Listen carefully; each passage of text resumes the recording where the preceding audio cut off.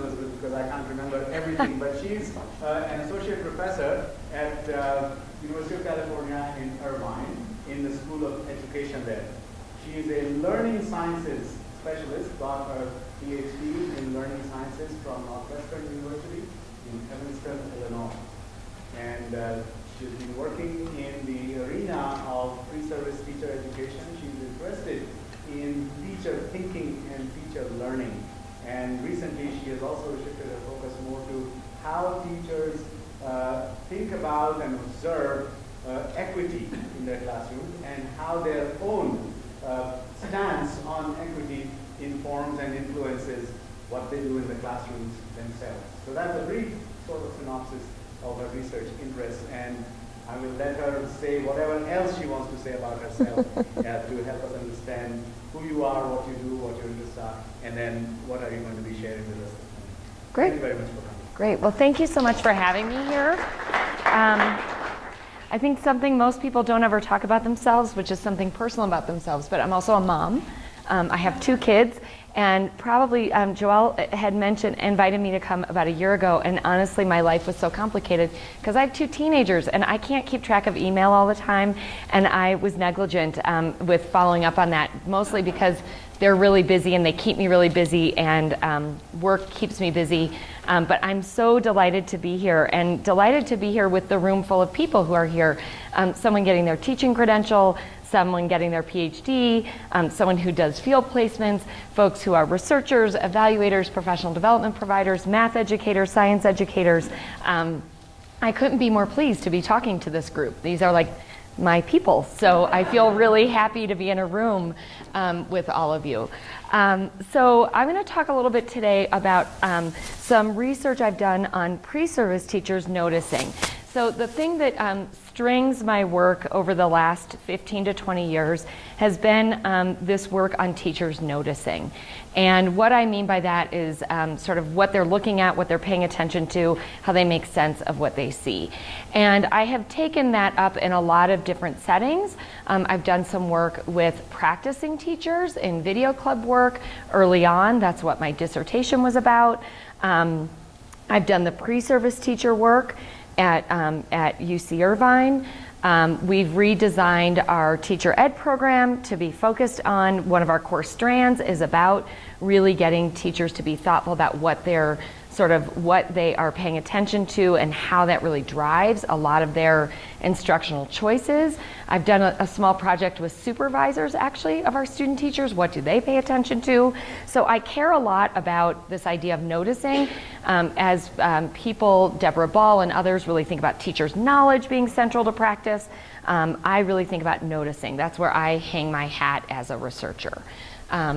I don't know, maybe someday I'll say, well, that was all nonsense and should have been paying attention to other things, but that's, I remember the day actually, and you as a PhD student, you might remember this. I remember the day sitting with Miriam Sharon. We had spaces like you have here with whiteboards, and we were talking about something, and I said, I don't know, I think it's something about what they're noticing.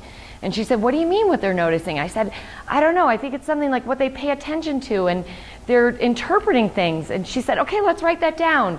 And we wrote that down, and then we wrote that paper in 2002, and I really had no idea that anyone would pay attention to it. I really had no idea.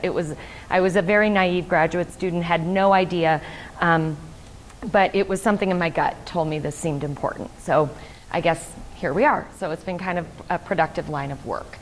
So I want to just talk a little bit about this work that I've done at UC Irvine in particular. And I want to start by talking about how I anchor this work in this idea of developing a professional vision of teaching. So much of my work has been organized, has been influenced by Chuck Goodwin's work. This idea that professional vision is those socially organized ways of seeing and understanding of events that are answerable to the distinctive interests of a particular social group. So I really think a lot about this definition. In teaching, we think a lot about the decisions that teachers have to make. In fact, I was reviewing a paper where someone appropriated the framework that Miriam and I developed and said that we talk about it as attending to, interpreting, and responding. And in my work, I don't add the responding piece. Not that I don't think that's important, I just think we we focus so much on the actions that teachers are making and less about all the decision making that's going on behind that. So I have always tried to privilege that decision making. And in fact, I think Chuck Goodwin's work helps us think about other professions. He talks about a novice archaeologist learning how to look at and make sense of like what's going on in the visual field of their profession. Similarly, Miriam and I have talked about a meteorologist learns how to make sense of and reason about the patterns that they're seeing in visual displays, right? It's just the attending to and making sense of is so much a part of practices. And so we've actually I've tried in my work to really elevate the attending to and making sense of, because yes, everyone else in the world is talking about the practices and the decisions teachers make, whereas I'm trying to foreground all of this other work. Largely influenced by his work. So I ask questions: what do teachers attend to? How do they understand what they see? And how are they socialized to see and understand teaching in particular ways? Those are the 3 questions. And in my work, I really think a lot about developing a vision of ambitious instruction. And what I mean by that is the student-centered approach to teaching that we've all heard about in the field for the last 20 years or so. And also, this is driven by some of Pam Grossman and Mary Kennedy's work that tells us that teachers lack a conceptual framework of ambitious teaching. So we have to kind of equip them with one. So let's help try to figure out what that looks like. And they need, I think of it as pre-service teachers, and teachers also need opportunities to learn to see teaching in new ways. Last year at AERA, Paul Cobb gave a talk. He's been doing all this work with these districts in Tennessee and I think a couple of other states now, where they're trying to do all this math reform. And he said the one issue that they found is that these teachers did not have a vision of what this looked like. So really spending time to construct a vision is a worthwhile endeavor, I think, of teacher education. And I really think that carefully designed, and the research tells us that carefully designed learning environments can be a support to help teachers develop new visions of teaching. Earlier we were talking about educative learning materials. I think those are a tool that help transform practice. I also think participating in learning environments that help you learn to see teaching can be another component. I would never say I have the component. I think it's a constellation of components, and as the field, we're all trying to put these together. So the way I have taken that idea of professional vision is I've used the language of noticing in the work of teaching. To think about that. And so when we look at a classroom interaction, we can think a lot about what are teachers attending to, how do they reason about what they observe. So if we look at this picture here, there is a lot to be seen. And if we were watching this video, there's a lot more to be seen. I'm going to see, this isn't mine, so I'm going to see if I can get this to work. If the little, how do I get the little red light? Is it the red button? Okay, let's see it. But it doesn't do it on the screen. Doesn't do it on the screen. Okay, that's okay. So, so we can notice here that in this setting, every time I show this clip to both practicing and in-service teachers, everyone notices this boy who got up out of his seat. Really, expert teachers do not notice that. They don't really cue in on that. They don't pay attention to that. But more novice teachers or teachers who are taking kind of this overview look of what's going on, and so they'll notice that. They notice this child has his hand raised. They might notice the way the desks are arranged. People always notice there's something on the board. People notice this number line. In just a fixed image, there is so much to see, right? But in a video where things are moving and there's interactions happening, there's so much more, right? And we have to learn how to see that. Now, I, as an early researcher, found it fascinating that people cued in so much on the person who gets up out of their seat. Because, I don't know, as teachers, we are not the best we are not always the best audience, and I'll be doing professional development and someone gets up out of their seat. And I think, I'm not worried about that, but you're so worried about the kid who gets up out of their seat, right? Or teachers will start talking and I'll say, what, now you don't like when the kids are talking, but then you're doing it yourself, right? I don't really mind that. I don't mind it as a person, like I don't really pay attention, I don't let it bother what I'm doing. But I find it so fascinating that we cue in on these things, right? What is it we're cueing in on? Why do we cue in on those things? And so with pre-service teachers in particular, What I try to do with them is at the beginning of this course that I'm going to talk about today is to get them to be aware of what they're paying attention to and to start asking, why am I paying attention to those things? And that what I'm paying attention to is informed by a theory I have about teaching, about learning, and about the way I think classrooms should be functioning. And those theories are oftentimes ill-informed, or, as we know from a lot of research, they're informed from our participation sitting in classrooms for 15 plus years, right? And so we have to undo, or we know from science education, undoing probably isn't the right thing. So instead, I have to take sort of the conceptions people have of teaching and learning and help them build, reframe, reconstruct, get some new language to really think about what's going on in there. So I designed a pre-service course that was intended to do that. That was intended to ask people both what should I be paying attention to, but also what should I not focus on? It's also as important to say, I can't focus on everything. I mean, as human beings, we cannot focus on everything. So maybe if I stop paying so much attention to the kid tapping his pencil, the kid who's sitting, whose desk is, whose chair is tipping over, although I am always worried that kid is going to fall out of their seat. But we fester on that. So if we can stop focusing so much on that and listen to kids, and then once we start listening to kids, we realize that listening to kids can really be an opening for our learning from practice. So learning to suspend attention is as important as learning to notice. So in the last few years, I have really been thinking a lot about where does noticing happen? It happens while observing, when we just sit and observe and we try to decompose and make sense of teaching. It happens in planning. I have a paper that I recently wrote with a colleague of mine that we wrote a paper about the different contexts of noticing. I think we talked about it sort of noticing in planning, noticing in teaching, and noticing in reflection. And so in planning, people have to look at math tasks, for example, and really make sense of what's the mathematics here, and then think about how are kids going to think about the mathematics. So there's a lot of attending and interpreting that's going on in the planning of instruction. I don't think as a field we do a particularly good job at helping candidates know how to notice in those settings. So that's something we've been playing around with at UCI. Noticing also while teaching, there's a lot of work on this. So what are people attending to while they're teaching, and how are they interpreting it? And I've done a lot of work around that. And then noticing in reflection, which I think is somewhat different from noticing while observing. Sometimes you could just notice to observe because you just want to do that work, whereas reflection has with it, I'm going to do something next. And so I think of noticing as happening in all four of these contexts. I think it's influencing each other. But today I'm going to talk about this first quadrant, because with pre-service teachers situated at the beginning of our program, we were trying to help them develop a vision of a kind of teaching.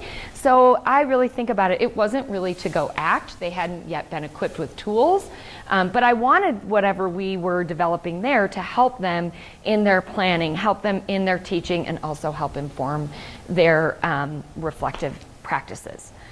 So I designed this course, the Learning to Learn from Teaching course. It was informed by research on noticing and lesson analysis. We used videos from expert and novice teachers' classrooms. Those were intentionally selected. We started with videos of Kathy Humphreys. For the math people in the room, you probably know the Connecting Mathematical Ideas book. She's got some great videos now on a new website that we use. We also used videos from our teachers who were a little bit farther along in the program, but from the year before. So do you all do EdTPA here, or do you do any kind of portfolio assessment in your program? Okay, so in California, to get credentialed, our candidates have to do a portfolio assessment, and so they do the EdTPA, but those EdTPA videos come about 6 weeks into student teaching. So we used those videos so that our candidates who were early on could see those. And then we also used videos from the TIMS video portfolio. Some of them representing efforts to do more ambitious practices, others not so. And so we would try to decompose those and try to understand what was going on in those classrooms. We used research-based frameworks to analyze student thinking and ambitious math teaching. And then at the end, they designed, taught, and analyzed their own teaching practice. And there's a couple important things that I like to think about this class. One is I like to think about it as I was curating an experience. So I didn't come up with all these research-based frameworks. They were developed in the field.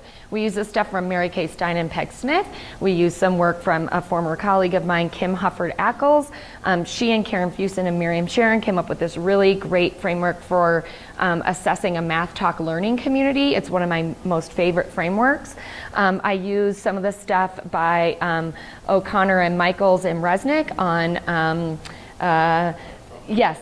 Science Talk, but I'm blanking on the language right now.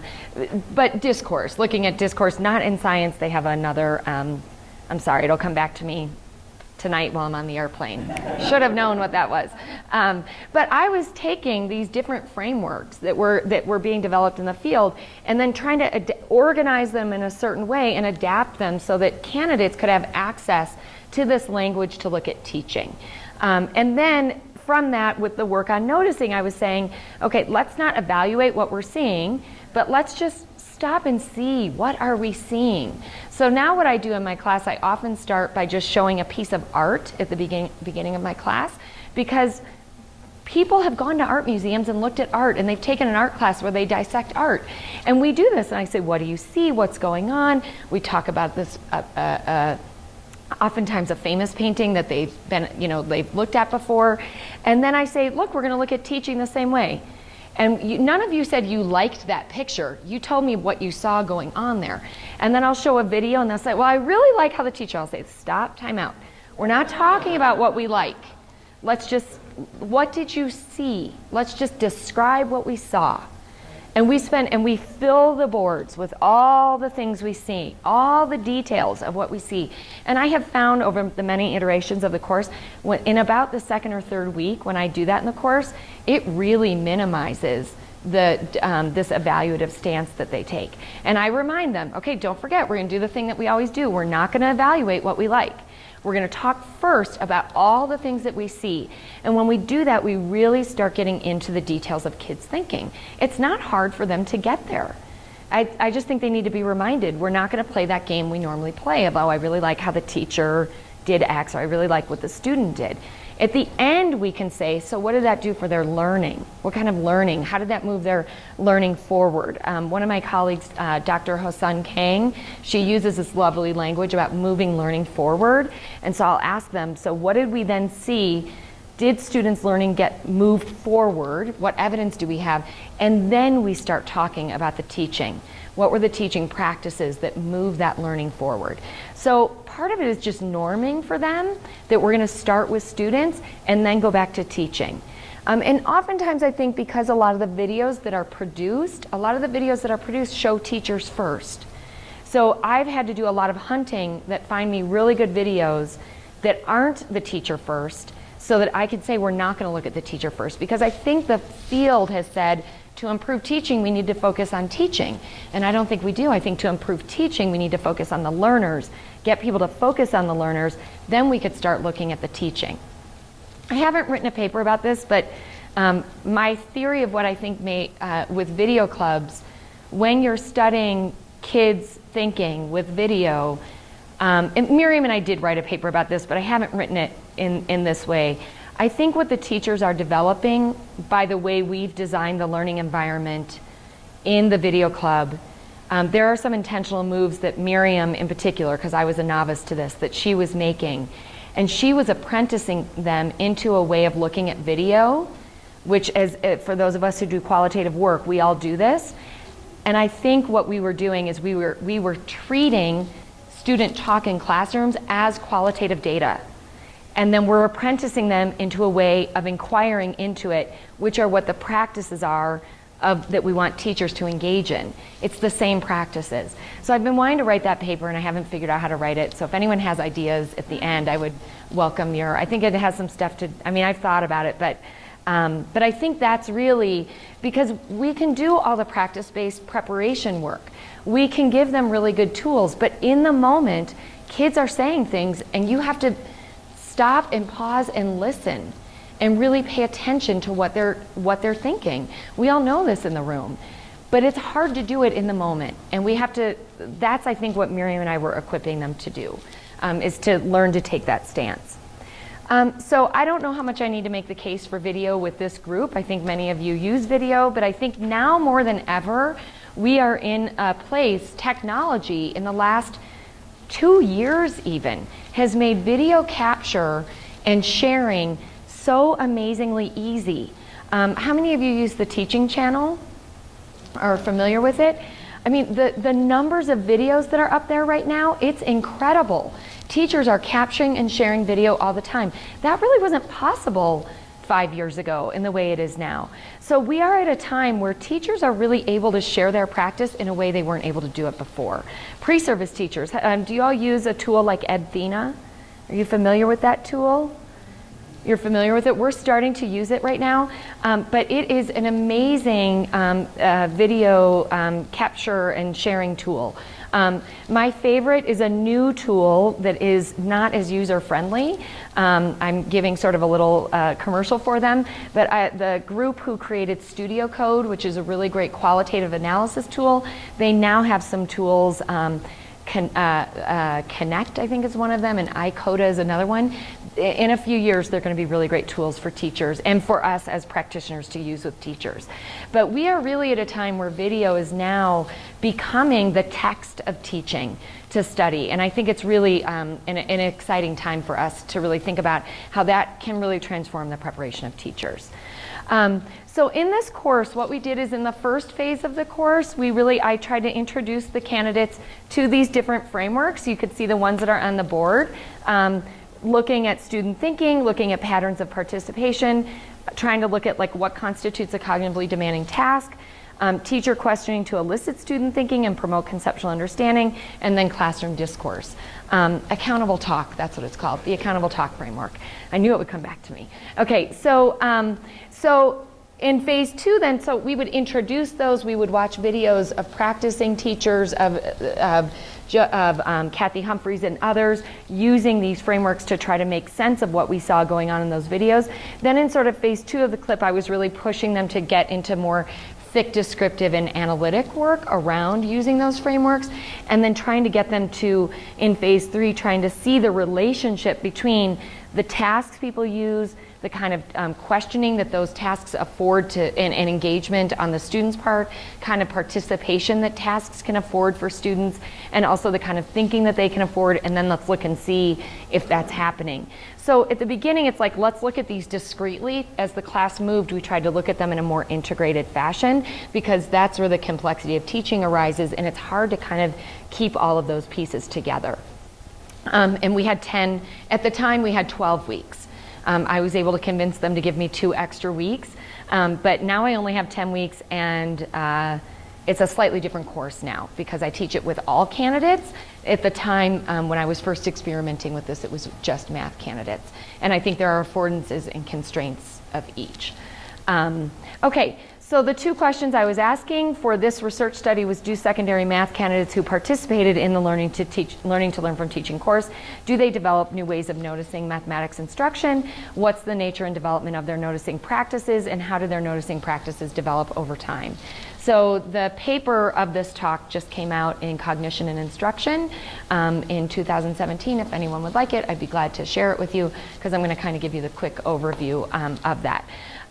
This is like old work for me in some ways, but I feel like I have to share it because it was like giving birth to a child. If anyone has ever written a paper for Journal of Learning Sciences or Cognition and Instruction, they are really hard. They're great journals to publish in, but their editors make you work really hard, and this paper took a lot of energy. Okay. So there was one cohort of participants for this study. The course is offered in the fall quarter of our 3-quarter credential program.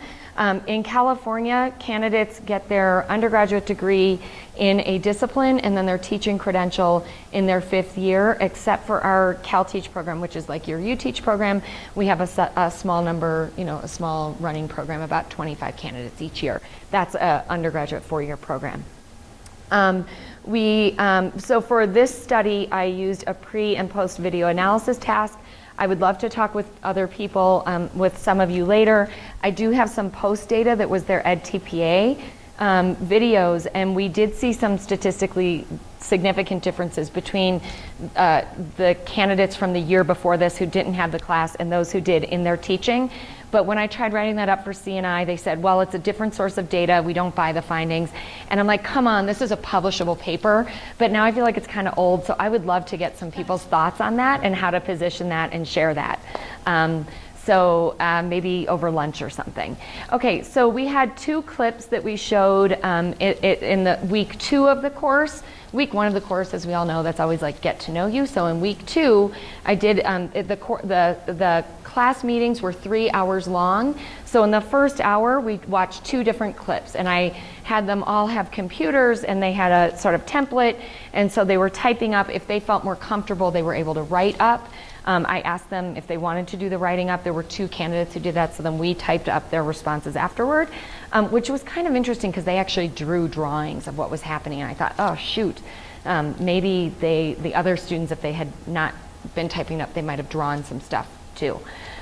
So we showed 2 videos. One came from the Learning to Teach Linear Functions professional development materials that Nanette Sego and others developed. They're very similar if you're familiar with the Learning to Teach geometry materials.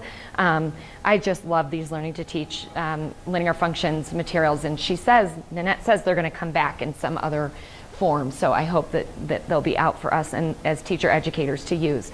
And then the Concord Consortium had this really great video of comparing cell phone plans. And so those videos were each about 3 to 5 minutes long. So what I did is we watched the video, and then they typed up their responses. There were 4 prompts. What do you notice? Describe what's going on in the clip. How did the teaching support student thinking and learning? And was anything else noteworthy? And so they watched the clip. They typed up their responses. I asked them if they wanted to watch the clip a second time. They did. So we watched it a second time. They wrote up additional comments. And each video took about 30 minutes for them to view, watch, review, and then write their comments. And we did 2 videos. So it was about an hour-long task in the class. I'm going to just show you a really quick segment of one of the videos. I felt like, how could I come give a talk about video without showing a video? So yesterday I uploaded one of the videos, so at least you can get a sense of the kinds of clips we were looking at. Okay, so this is for the equation for dial and go. It was really generous of the Concord Consortium to share all of these materials with me.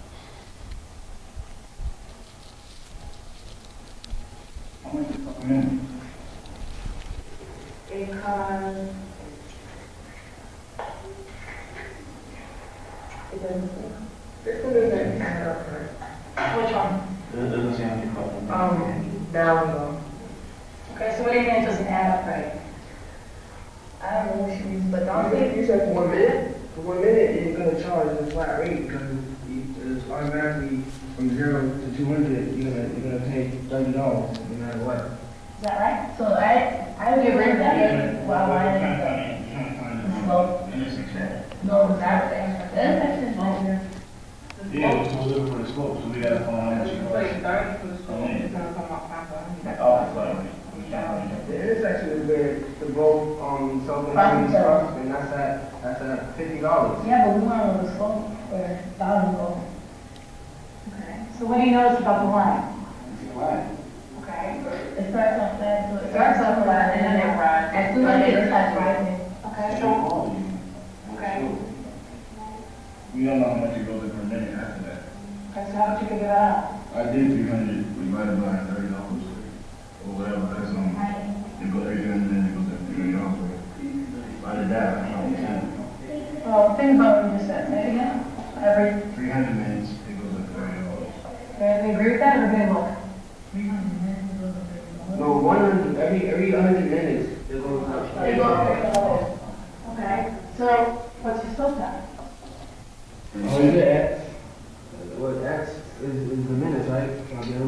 how do you count? It can't be 30 though, 'cause that's wrong. 30 is the line, I'm talking about the school. Okay, so you get the idea, right? So we watched this clip, and these are the kinds of clips we watched quite a bit in the course. Even though the teacher's present, I feel like this clip has so much interesting student talk, and there's so much collaboration in terms of sort of patterns of participation. There's so many interesting things, I think, to look at this in this clip.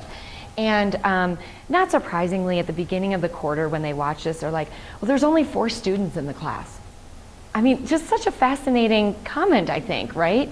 That was their inference, rather than the teachers just working with a group or something, right? I found it really interesting that that's the kinds of things that they were paying attention to. So when we started coding the data, we were looking at what were their objects of noticing. So in this clip, relative to the objects of noticing, I've just sort of documented here. What I did is I actually worked with one of my CalTeach students who is a math major, and she and I watched these clips together, and I said, help me with all the like interesting math stuff that's going on in here. And she did this with me with a bunch of math clips, which I thought was a fun way to get some of our teacher credential candidates involved in our research. And so we did this, and so you can see there's some different things about student thinking that are worth seeing here. The mathematical focus of the task, I think, is in terms of sort of the high cognitive demanding tasks from Mary Kay Stein's work. We can think about it as this is high cognitive demand, and we wanted them to be able to be cueing into that when they're noticing. What kinds of pedagogies here are for making thinking visible, right? So the way she's asking questions, the way she's generating discussion, and then the classroom discourse, who's the source of ideas, who's responsible for learning. So the ways that we thought about these things, the reason I chose this clip is because for all those frameworks that we chose in the course, there were things that could be seen, right? So that's why it was a good pre-post. And it was one that I also anticipated, likely in the early, they were gonna have things to say that weren't really as rich mathematically and about the discussion. And it's also the case that one of the clips we showed was a whole class discussion, and then the other one was a small class discussion, because we're trying to talk about how both of these things are worthwhile in classrooms. So then in our data analysis, then what we did is we were looking at the shifts in the noticing by the cohort. So the coding scheme was informed by some prior research on noticing and lesson analysis. We generated these 3 different levels. There was little to know in terms of what was noticed and how they were noticing it. So a level 0 was there was little to no attention to features of ambitious instruction. It was somewhat surprising, but maybe not so much for those of us who do teacher prep work, was that early on they really weren't even noticing the task. They weren't even commenting on the task. Like, what was the math people were doing in these videos? They weren't paying attention to that. And then we were looking at, over time, did they become more detailed and inferential, right? And then in terms of how they were noticing it, these sort of more overly simplistic observations with few links, and then over time were they starting to see interconnections between those different dimensions. So we coded their pre and post for both video clips on those different dimensions. And so we went through and we sort of, so well, let's see. So for the what notice, we had those different dimensions of, are they noticing math thinking, the task, discourse, the mathematical pedagogies for making thinking visible, those 4 dimensions. So then we would give it either, we'd read through the whole response and we'd kind of pay attention to 0, 1, or 2 for each of those dimensions. And then for being like specificity and integrated, we would give it a 0, 1, or 2. So there were like 6 things we were coding on for the pre and the post for both video clips. And what we found was that at the beginning, there was about 19 of the candidates really didn't pay attention at all to the content or the learning goal. 11 did, but sort of in a more simplistic way. And at the end of the course, we saw sort of a movement to paying more attention to that. In terms of student thinking, little attention to student thinking early on, greater attention in the post task. You kind of see that things moved from like level 0, 1 to level 1, 2. Pedagogies for making thinking visible, they were paying attention to that, but in a more simplistic way early on. That's why it's kind of level 1. They would say things like the teacher's asking a lot of questions. They weren't like really getting into the details of this, like what was nuanced about those questions that was moving learning forward. And they still paid attention to that, but in a more sophisticated way later. Classroom discourse, they paid some attention to that. Again, I think they were paying attention like kids are talking to each other. And then over time they were using, I mean, to me what's noteworthy for this is like you look at the level 0s in the post video, right? There's just not as much going on there. But really kind of at level 1, which means they're attending to it and they're describing it. Some interpretation, but really not that much integration among that. We're going to see that at the bottom. So we see them getting much more specific, but they're not really making as many connections between, like the teacher did this and so it resulted in this kind of student thinking, or the student said this and it impacted the other students thinking in this way. They're still seeing things kind of discreetly. Okay, that's not surprising to me. It's the fall quarter of their credential program. So, you know, my feeling is like, and one thing I've been working on the last 4 years was trying to get our teacher ed faculty to see our program as a system and that we're all together and our courses are not discrete. Yeah, now that's, yeah. Yeah, well, there's a lot of reasons that's a problem, and one of them is that the system, the university system, does not reward that work for me to do that with the faculty. So, and to me, that's like the work I think is so meaningful and important, because this course is like a launching off point, and if we could then get all of our methods instructors working in sort of improvement communities who are doing this work in winter and spring when they're in their student teaching, we would be doing so much more for our candidates in terms of kind of how they can be looking at teaching and getting better at their teaching. So how do I write a paper that the university system is kind of like messed up that way? I can't really do that, right? Yeah, but you know, you still, I'm not a full professor. So, okay. So this is just a standard kind of comment in the pre for the clip that I showed you. This clip is about a small group with a teacher discussing a problem. Students have the same graph and they're discussing the graph together. The teacher did not explain much. She only asked guiding questions. Students are very comfortable talking and discussing their thinking about the problem. They're able to discuss and explain. They can also analyze the graph to support their ideas. This way of teaching creates a good environment for students to talk about the math, explain themselves, and understand the problem. So, like, this is a nice response at the beginning of the class, right? Like, we're kind of seeing there's explaining, people talking, asking guiding questions. They did notice that there's a graph, but outside of that, there's really not much mathematical, like what's mathematically important here, what's the task they're working on, what does explaining and talking, it's still at that like sort of surface level way of looking at teaching. And now I'm going to point out some things that were noteworthy in her post. So students are working in a small group of 4 with a teacher. They're working on graphing a linear equation. A student starts the discussion with a question. One of them gives some reasons why the graph looks the way it did. They discuss the growth of the graph. After every 100 minutes, it goes up $30. We can start seeing how different this is, right? So let me point out a few things. So in terms of the mathematics, graphing a linear equation, growth of the graph, slope and y-intercept, finding the slope. They're identifying mathematically what's going on here. Student thinking, the student starts the discussion with a question. They're noticing that the student has a question here. Students have a problem finding the slope. They use the graph and point to the graphs to explain their ideas. They're cueing in now to what the students are doing. They're paying much more attention to the specifics of the teacher questioning. Asking questions to make students think about slope and y-intercept uses a student's incomplete work to give some hint to the whole group. It's much more refined to what's going on in this clip. They're seeing the details more, right? So we can see here that in the course they can help them develop, that this course can help develop their noticing skills. I was not the first person to say this. There's lots of people who have done this, but you know, it's important to, we also, you know, when we're doing this kind of work, we have to say, yes, it actually did the thing that we wanted it to do.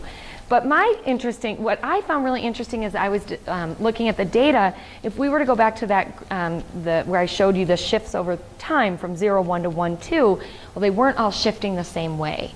And I'm interested in variation. That's something I think is really interesting because I think variation helps us see maybe where we need to offer different kinds of supports.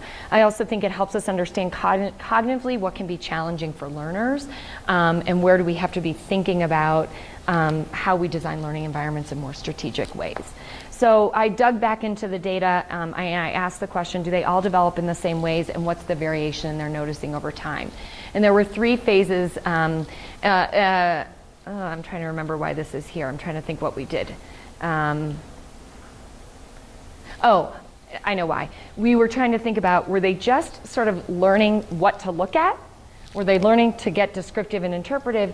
And then were they learning to get more integrative, right? And so that was sort of like, what's the variation in those 3 sort of aims of the course?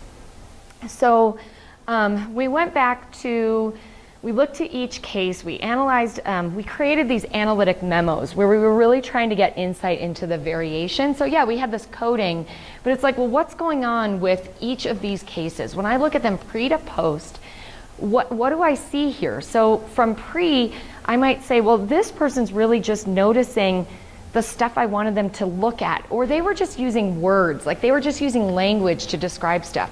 How do I know that they like really understand it or they're just using it as labels? Although there's, I think, some theory that would tell us that just using the language helps us move us forward, so that's a good step at least. So we were really trying to get insight into what's this variation among the candidates? And so we felt like we needed to write some analytic memos to help us do that, and then we studied these analytic memos. And this was informed by some of Nikki Kirsting's work, Fred Erickson's work, John Mason and others, who really think about noticing as a practice. And so if we think of noticing as a practice, then what practices are they employing to try to make sense of what they're seeing? And so then we were looking at, do they shift differently from the beginning to the end, and are there some practices that support particular forms of noticing?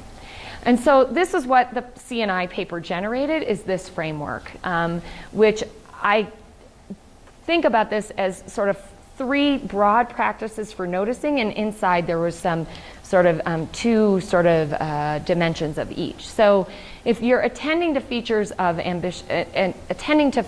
instruction, what we saw in the data is that they're using some generic frames to observe instruction, and others are using framework terminology. So that's sort of the labeling of the frameworks that we gave. So they might say, the source of ideas are the students. Well, that's from one of the frameworks that we used. Now, I'm okay with that. At least they're paying attention to who's the source of ideas, right? But then are they understanding how being the source is moving their thinking forward is sort of a next level, right? Elaborating on observations means that they were providing more detailed descriptions, or they were exploring details of those features of ambitious instruction. And the distinguishing features there is that providing detailed descriptions, if any of you have done this kind of work, you might find that teachers or pre-service teachers will provide like a narrative description of what's going on, just a play-by-play account, without sort of there's no sort of thesis or claims that are informing. It's like at the beginning, it started like this, and then this happened, and it can be really detail and rich, but there's no distinguishing of what's important and what's not important. Whereas the other one was sort of like, I'm going to notice that there's some interesting student thinking. I'm going to tell you a lot about that student thinking in more detail. And then the integrating is, this was super interesting. There were people who were doing what we called blending visions of teaching to analyze instruction. So they would use some of the framework terminology and do this really interesting analysis, and then they would use these sort of, they talk about learning styles. And I'd be like, learning styles? That is not a framework that we're using in this class. And so they were blending these visions, which I think is super interesting, right? Part of learning is appropriating new things, but you don't just get rid of old stuff. And so I think they're trying to make sense of what's going on. That actually was like the most interesting thing, I think, for me of this data. And then the using a vision to systematically analyze instruction, I would say that's where they're really doing the thing that is our aim of the course. And I'm going to show you what that looks like when it breaks out by people. How long do we have? 10 minutes? Okay. All right. So I'm going to do this just really quickly then, okay? So, because, you know, this is kind of interesting, but what I find interesting here is that, and this represents like sort of the numbers of people, right? So people came into the course, a lot of them using generic frames to look at teaching. But some of them were providing detailed descriptions. They were doing that narrative account, and there were a couple who actually were blending visions. They might have, at the time when I did this study, we had a master's program you could get a master's in teaching with the credentials. So some of the people would take some courses in the summer, then all of them started the course in the fall in the credential program. And I did not look back, but I think some of those people who were blending visions were people who were in that master's program in the summer. So they'd already been doing a little bit of looking at teaching. And one of them, I think, had done some teaching prior to coming to our credential program. But what's interesting is, so we can get the idea of what a generic observation looks like. And what's interesting is that there were a few, like 3, who didn't change at all over the course. I think there were 3 who started generic, ended generic. That's why the PACT, it was the PACT data at the time, now it's the EdTPA but that's what was really interesting about that data is that 2 of those 3 people, when we code their EdTPA data, they were totally looking at teaching differently. And I think there's something really powerful about looking at your own teaching because that's what they're looking at. So again, over lunch, if anyone wants to help me figure out that problem. Some of them just switched from using generic frames to just the labeling using framework terminology. Some of them, and so we see that they were really, like we would read it and say, wow, look at this. They're like really paying attention to student thinking. But notice there's really not much elaboration there, right, in these responses. Although the clip was short, we can still see student thinking happening. So they know that's a thing to look for, but they're not really doing much with it. They're providing detailed descriptions. Some of them shifted just from generic frames to the more narrative account. This is an example of that, and the paper has these examples. But I think what's kind of interesting is all these people who were generic really changed, like they developed differently. They weren't all the same. It's not predictive to just say if you start this way, you're going to end this way. Some of them really started exploring the details of ambitious pedagogy, and some of them were blending visions. Notice none of them really went to a vision, using the vision to really using the vision solely and really elaborating on that, right? They were kind of blending visions at the end. Some of them, actually, I found it interesting, their responses were organized by the frameworks that we gave them. That was, I thought, really interesting, like an interesting way to help. So really that tells us in terms of, if we went back to Goodwin, they were really highlighting what they were seeing in terms of the framework. They knew to pay attention to that stuff. Okay, and so then the blending visions is when you kind of see these 2 different things. Math Talk Community Level 3, students share ideas and strategies, explain what they know and say, and this was really, so that's using that framework from Kim Hufford-Ackle's work. But then, like, the next comment was, what does the teacher do when students throw down a pencil and lose interest? Like, we didn't really talk much about that in the course, and I'm not saying that's not worthwhile, but that doesn't happen in the clip. It's like really interesting that this is like what's going on for them, right? And that's what they're trying to pay attention to. Miriam, Sharon, and Rosemary Russ have written a really interesting paper about what informs interpretations, and they talk a little bit about this, like how people take their own experiences in to interpret what's going on, rather than sort of seeing just what's there and trying to make sense of it. Okay, so then there were some of the candidates came in providing detailed descriptions. They moved to shifting their descriptions in terms of the vision of ambitious pedagogy, and then some of them, again, still were blending visions. So the difference here is that they got a framework to help them organize and think about what they were seeing, and were able to then think about the details in terms of that framework. And then for this last group, what we saw is that the blending of visions for them was they then shifted to now being able to kind of say, okay, I don't need to look at everything. I'm just going to anchor in on these 4 or 5 kinds of things and really try to understand those 4 or 5 things. Now, to be clear, I'm not saying that issues of classroom management and all these other issues that go on in classrooms are not important. But I think we know that candidates have a natural attention to that kind of stuff. So I talked to them about, we're just trying to tip the scales and try to get them to be seeing other kinds of things that are more consequential for student learning. When I say that, they say, well, you have to have classroom management first. And I say, well, actually, I think if you have tasks and you think about the discourse you want to have happen, that actually is going to resolve your classroom management. And I say, go experiment, try it out, and try it 5 or 6 times. And they then say, okay, well, maybe I could agree with you.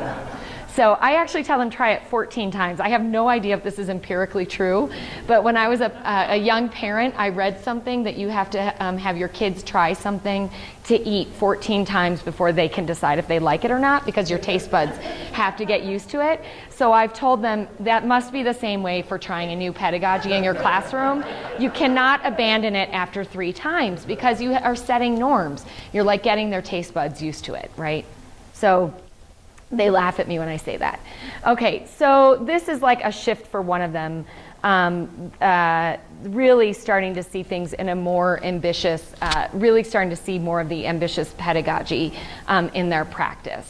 I'm trying to think about, trying to remember how, I'm not looking at my notes, and I know my notes tell me why we liked this one. Oh, I know why. Okay, so this guy, this was a super interesting response. He had like a list of quotes that things that people were saying, like a long list. I've only given 3 here. There were like 15, and then he would label next to it, right? Teacher asked to explain, informally assessing. So he's like typing these quotes, quickly like doing something with them, and then he's writing at the end these more integrated responses. Super interesting reading his responses. And this, again, in what we saw when we look at the packed responses, they were really doing this kind of thing. They were really looking at the details of what kids were saying, interpreting it, and then talking about that in relation to what they were doing as teachers.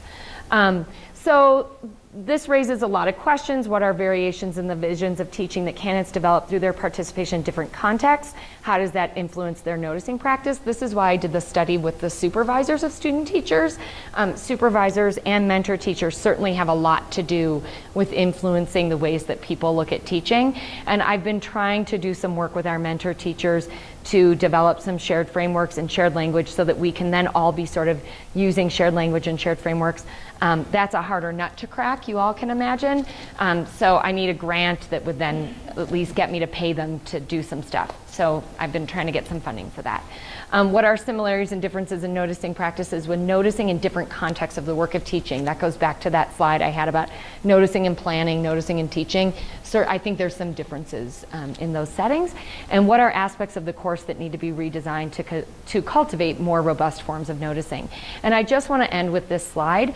Hosun Kang and I have a paper that's under review. And the reason I wanted to share this is as practitioners who both work with practicing teachers who are thinking about using video. You might be using video in teacher education. Hosun and I wrote a paper where we try to articulate the complexity of decision making on the part of teacher educators in using video productively. And so we documented sort of like what our processes were. So she and I sort of sat down, we wrote these cases of how we thought about using video, and then we analyzed these cases and we said, wow, like we're really thinking about this. There's sort of this process that we're doing, which is sort of what's our goal? How do we, you have to really decide what your learning goal is, both for the course and then for a lesson or for working with practicing teachers. What's that goal? Then you have to think about what's your theory of pre-service teaching relative to that goal, and then think about, like, they're in a learning ecology, right? Like, it's not just this one class at this one point in time. They're situated within this broader system, and we're trying to figure out how to locate these video-based activities in that system and over time, right? It's not just this course. We're trying to get video embedded in our program. We have 2 of us, Rosella Santagan, I'm sure many of you are familiar with her work. She's also a video-based, she and I write a lot about using video in teacher ed, and we can't get our teacher ed faculty to use video. And I'm thinking, like, people like in the country are using video a lot. Why can't we get the people in our own house using video? So that theory of pre-service teacher learning there's something in there. And so we're trying to, she and I are playing around with like how we can do that. Again, I think it's a lot about we have to set a vision, and that's why we're using Athena this year to give each other visions of doing that so more people will do it. But I think there's like all sorts of considerations. What do you do before you view the video? What kinds of tasks do you set up? Sometimes you might want to have them do some work you know, if they're videotaping themselves, like before they come in, you want them to maybe send you something, do some analytic work around it, some work that they're doing. So sort of before, during, and after, and then how you select clips. So we're trying to put this out there as a framework to, and get feedback on it, because I'm not sure this is exactly the right framework. I'm sure that those of you who have thought about using video have some insights, but I'd be glad to talk with you about this more. Thank you. That was a lot of talking. And those are my things. We do have time for some questions. Yeah. Follow up. But before we go into a question and answer type session, there is some coffee for those of you who might be interested.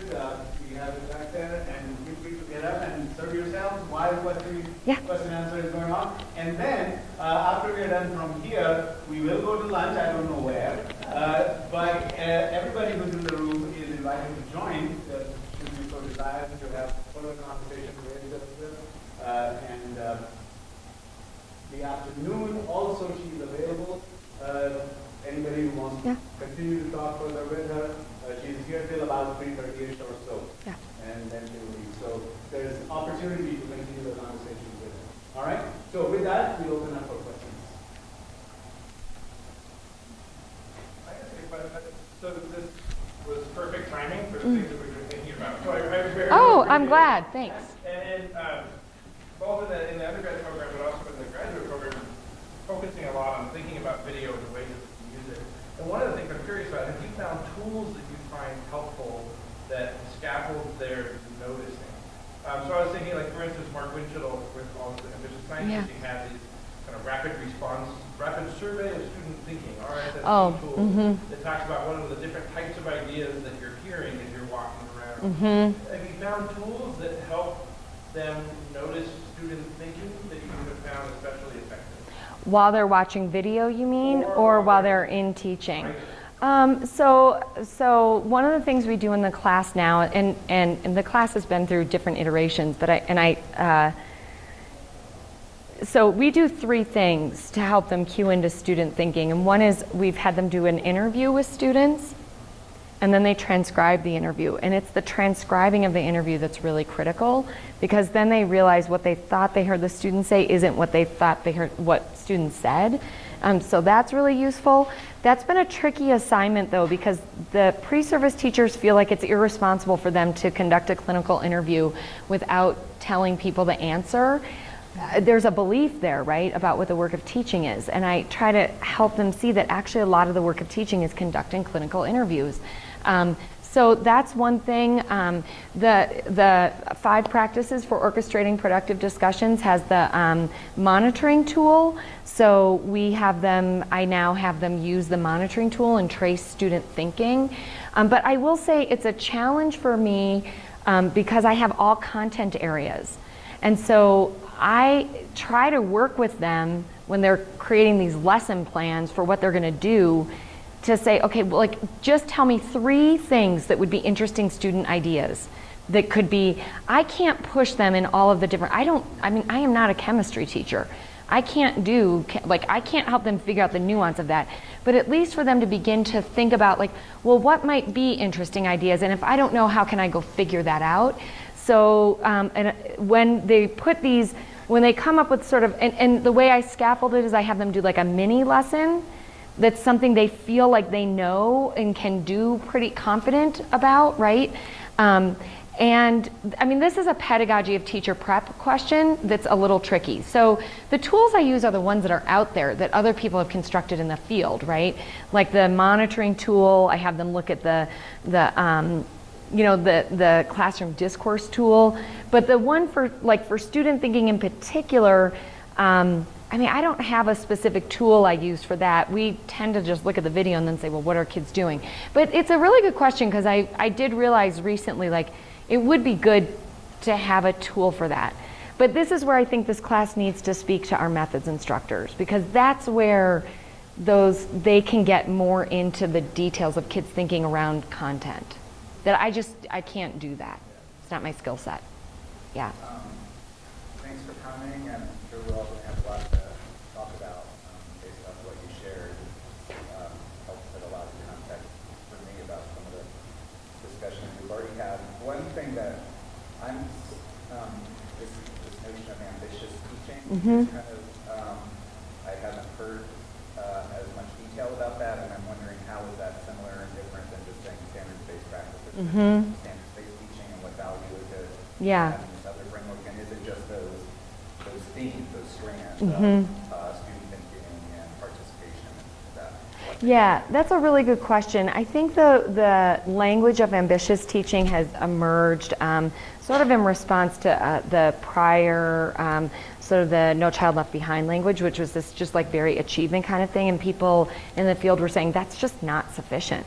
That's like not really setting the bar high for kids, and so let's have a vision of like a more rigorous, I like the language also rigorous and responsive, where it's very responsive to students and it's high intellectual, cognitive, demanding work. And then the other thing I would add alongside that, which is the work I'm now getting into, not now, the last 5 years I've been immersed in it, is really thinking about equitable learning spaces, patterns of participation, who has access, who has power in the classroom, and how can that be more distributed among the students. And to think about that from a competency-based frame.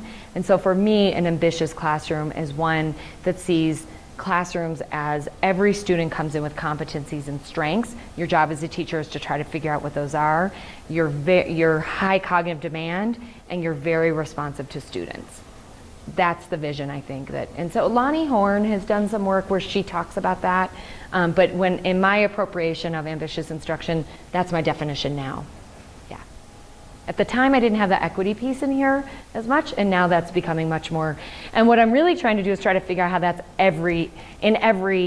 attached to every framework, like how we think about in terms of classroom discourse. Then I try to say, well, who isn't participating, and why might that be the case, right?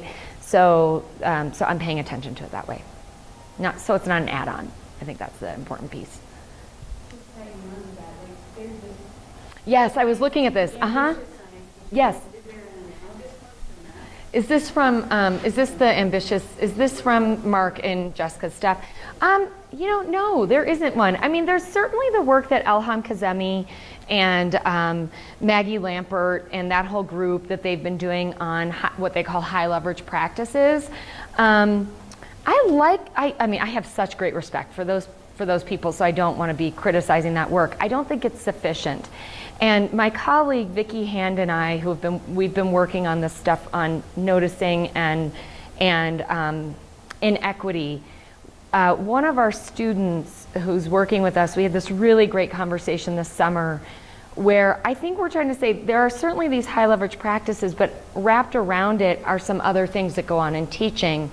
Noticing is one of them. Positioning is another. So positioning is like, how are we positioning people in this classroom? How are we positioning the mathematics? Those happen through these practices, but you got to be thinking about this level as well. I don't have an image yet for it, and I'm not sure what the other, I've been thinking about something that's like three-pronged, so it's like noticing, positioning, and something else. I don't know what the something else is, but the conversations we've been having, I think if we could get something like that, then we could have some sort of framework that would push the field more. And I really appreciate the work that Mark and Jessica and others have been doing. And they're really in the details of the interactions in teaching, and that's where the high leverage practice stuff is too. I guess for me, the way I've been thinking about it is like teachers have a conceptual framework that's driving all of those details.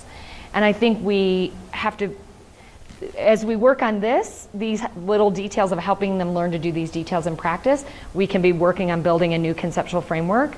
We could also be working on a conceptual framework that can then go into, so it's a reciprocal relationship. Does that make sense? But there isn't, I don't think of one site or one tool. I mean, I'll show you the one we've been working on. yeah, I would love to see it. I mean, Kathy Humphreys, who did the work with Joe Bowler, she has a really great website called Inside Mathematics that has elementary, middle, and high school cases, but I haven't seen it sort of in the same way. I think of it, I don't think it's owned by one person. It's kind of funny you say that because I've been sort of thinking about myself as a curator, and so I've actually been thinking we need a curated site that brings together some of the really great work of Mary Kay Stein and Peg Smith. I think they have some really wonderful tools So I think there's a lot of tools out there, but they're not all integrated in one place. Maybe they are, I don't know. Do you know of a place? I can't think of a place. That's a good project, though.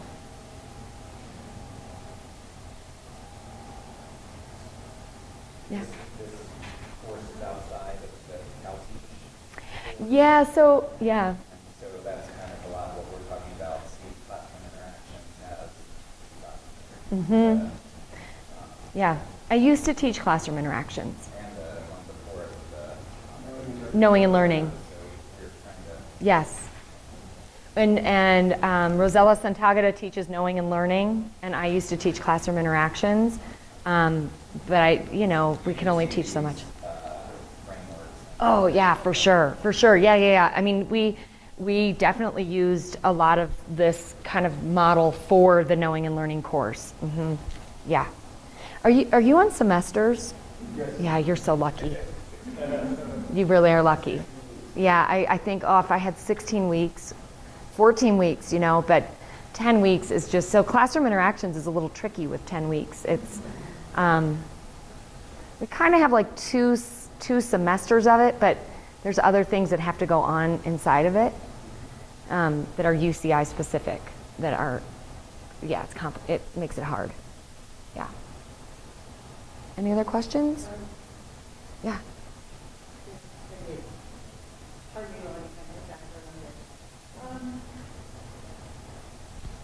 What is just logistical? When you're working with teachers in video, do you also have the script of the video? Yeah. Okay. Yeah, I like to have the transcript with me, and I've had undergraduates who I hire as GSR, like undergraduate researchers who will transcribe videos for me, because I think transcripts really help you see what's going on and really study it and play around with it. Yeah. Yeah, well, not always. I mean, because sometimes materials don't come with them, and so then, so then if I don't have time to make it, I'm like, oh, well, we're going to watch a video, and then. But I think if you have the transcript, you can get inside the interaction more. Yeah. Okay, so my second question, and it's more on methodology, Mm-hmm. is if you would talk a little bit about how you constructed your levels Uh-huh. in your analysis. Yeah, it was a headache. Really. I mean, there probably should have been like 4 levels. I don't know. I mean, for those of you who do this, like the qualitative work, it is, and someone's always saying, well, why isn't it level 1, 2, 3, and 4? And what? I mean, for us, it was a team of us. There were 4 of us. This is why this paper was like giving birth, because we would really go in so many rounds. And I had, I've taught qual methods the last few years, and so I had to do a lot of reading on qual methods that made me feel better about our methods. That's why I'm saying that. Because Miriam and I would talk a lot when I was a graduate student, and I would ask her this kind of question. And there's something about your gut is telling you something, right? These distinctions. And scientists don't like the gut telling things, although scientists, of course, use their gut as well. And so when we would try, in some cases, to say, okay, well, we kind of knew level, like the low level was like, they're just not doing this at all, right? And then there was like, are they doing it at all? And then what's in between? And then we would kind of create stacks. That was like what we were doing, right? We'd create stacks. And that's where these analytic memos became really critical, because we would say, well, all right, is the case of Mary, one of her clips, she's really from pre to post, looks really different from the other clip. So then we'd have to really think about, so what is Mary's noticing like then? What is it about the clips? Like, what was it that the clips afforded? That's probably another paper to be written, and haven't written that paper. But different clips afford different forms of noticing, right? But I will say it was a very iterative process, and it was literally us, like, we'd read it and we'd sort.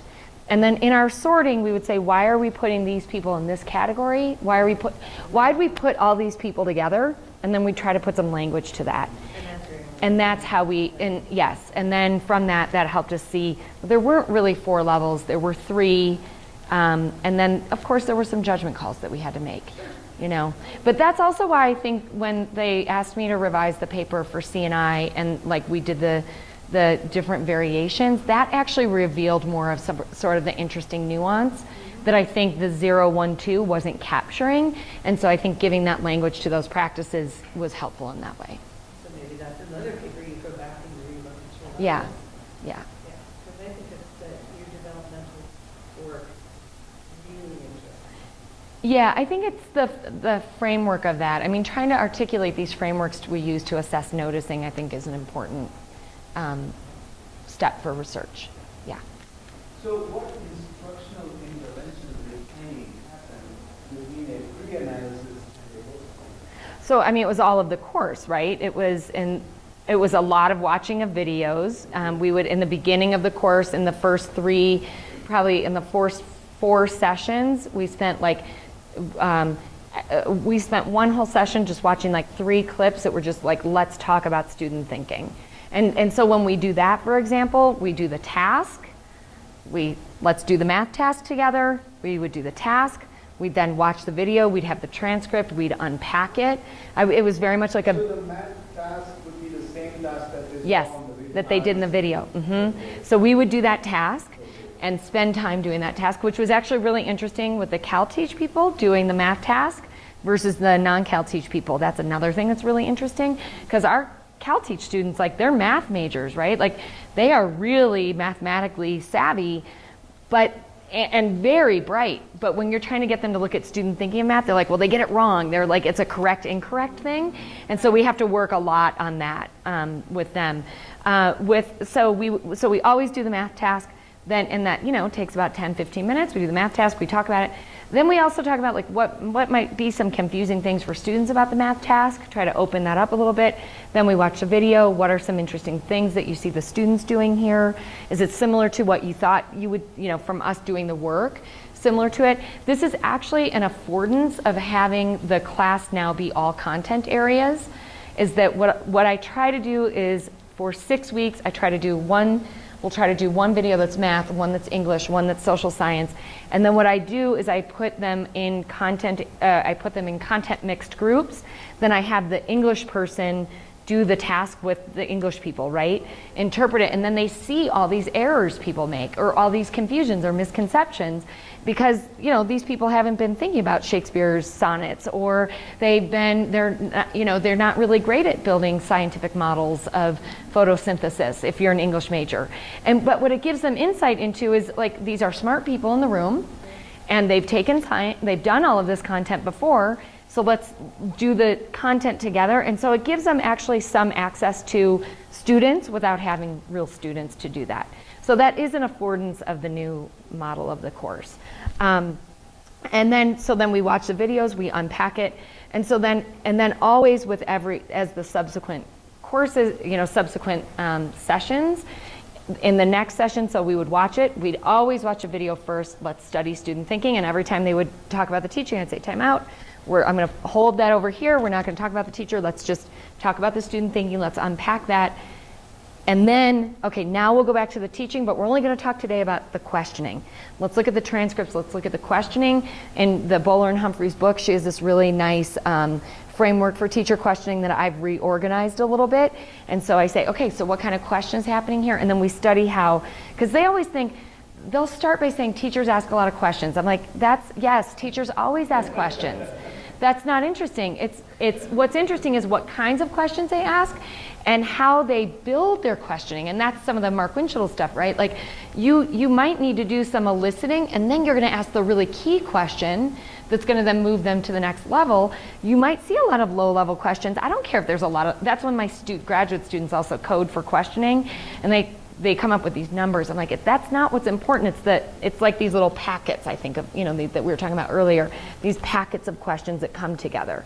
So I try to help them see it's not just that they ask questions, it's not that they're asking lots of low-level or high-level questions, it's how these questions in an interaction are building up to a moving learning forward. That's really hard to see, right? That's like really, really hard to see.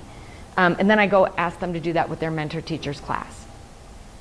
And then they come back, and they bring that back. And so each class then will take the discourse framework. Now we're using the accountable talk. We used to use the Hufford-Ackles framework. Now we use the accountable talk. Okay, so how's accountable talk happening in here? And we look at that relative to the student thinking and how that's moving thinking forward. So it's a lot of studying of the transcript, studying of the video, and to learn from practice. Yeah. The nice thing is some of the candidates tell us that in the spring when they student teach, they create their own little PLC groups and they do some of this stuff. So I'm like, yeah, that's what I want, you know? It's super cool that they're like doing that on their own. Yeah. Have you tried instructional round? Have you tried to do it? I haven't. So Danielle and I are playing with it. Yeah. As a different type of teacher education pedagogy, Mm-hmm. trying to get the same thing, but with the challenges of obviously you can't rewind it's all in the moment. Right. But I think it's been a really powerful addition to this. Yeah. Because we are in a real teacher's classroom in real time, and then afterwards, after we have a chance to talk about it, and they frame it around noticing around some specific things, then that teacher comes and sits down, and they prepare a question, and the teacher talks through why they did what they did. And I found what I thought was actually most useful about it was so we had this framework for the program that allowed us to start layering the language and naming things. Yeah. Right, that they were talking about, and so they could see how this framework they're brand new to, they really know nothing about yet, and how that mapped onto this person's classroom. I know their name, I've been in their room. Yeah. And they're saying the same thing. Yeah. That it's very targeted. It goes to the right teacher on the right day that we talk to, and right? You don't walk into a room, but I think it's been an interesting kind of addition to the video clubs of doing that. We only do it a couple times early on in the program. But I think it gives us, frankly, some credibility for the ideas. Oh, no, for sure. Yes. Yes, no, for sure. I mean, I think of this as just like, again, as I said, the last 4 years we've been trying to get our faculty in the credential program sort of really trying to integrate our work. And part of that has been surfacing like what's our pedagogy of teacher preparation. And some of them still really believe that the way you learn to teach, and I'm not saying it's wrong, I just think it needs to be complemented, is by they just do a lot of the experience, the lesson, the way the students would experience it, right? And so they do, and that's fine, but they're still in the position of the learner. They're not the one thinking of all the decisions they have to make as the teacher. And so that's not sufficient. It's a very good pedagogy if they've never experienced that, certainly. But if that's we need to wrap it around with the instructional rounds, with lesson study, with video analysis. All of these need to come together. And that's just been a hard challenge to so what we're trying to do is say, who wants to try this together? Let's just do small projects together, and then we think those small projects will begin to percolate and grow in the program. And that's something, when I talk with people at Michigan State, or I talk with people at University of Washington, or I talk with people at University of Michigan, the places I think of where really teacher education is like the center of a lot of what's happening in teacher preparation, the pedagogy of that, they've been at this for 20 years. It's not a quick thing, and it does take buy-in, it does take people being willing. So I think what I try to do is just show, here's this new thing. And with Hosan there, that helps too, because she's also trying to do those kinds of things. Yeah. Innovate on pedagogy. I really want to thank you for coming on a Friday. I know Fridays are not the easiest day, so I really want to thank you so much for coming. It really is, it was such a pleasure to be here. Thank you. I appreciate it.